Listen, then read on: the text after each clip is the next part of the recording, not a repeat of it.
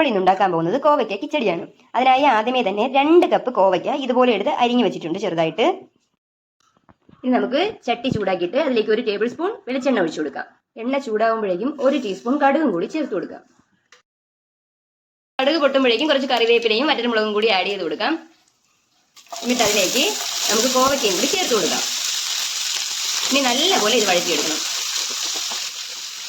ഇനി നമുക്ക് ഈ ഒരു സമയം അരപ്പ് തയ്യാറാക്കാം. അതിനായിട്ട് ആദ്യമേ തന്നെ 3/4 കപ്പ് തേങ്ങ എടുത്തിട്ടുണ്ട്. ഇതിപ്പോൾ 2 പച്ചമുളകും 4 കാന്താരി മുളകും കൂടി ചേർത്ത് കൊടുക്കുകയാണ്. നിങ്ങൾക്ക് പച്ചമുളക് മാത്രം ചേർക്കുകയാണെങ്കിൽ 3-4 പച്ചമുളക് ചേർത്താൽ മതി. 1/4 ടീസ്പൂൺ ചെറിയ ജീരകവും കൂടി ആഡ് ചെയ്ത് കൊടുക്കാം. ചേർത്ത് നല്ലതുപോലെ അരച്ചെടുക്കണം. നല്ലതുപോലെ അരച്ചിട്ട് ഇതിലേക്ക് 1/2 ടീസ്പൂൺ കടുക് കൂടി ചേർത്ത് കൊടുക്കണം. എന്നിട്ട് ചെറുതായിട്ടൊന്ന് വീണ്ടും ക്രഷ് ചെയ്തെടുക്കണം. നമുക്ക് ഈ ഒരു സമയം ഇതിലേക്ക് ഉപ്പ് ചേർത്ത് കൊടുക്കാം. ഇത്രയും മതിയാവും വഴറ്റിയത്. ഇത്രയും ആവുമ്പോഴേക്കും നമുക്കിനി അരച്ച് വെച്ച കൂട്ട് ചേർത്ത് കൊടുക്കാം. ഇനി എല്ലാം കൂടി നല്ലപോലെ മിക്സ് ചെയ്ത് കൊടുക്കണം.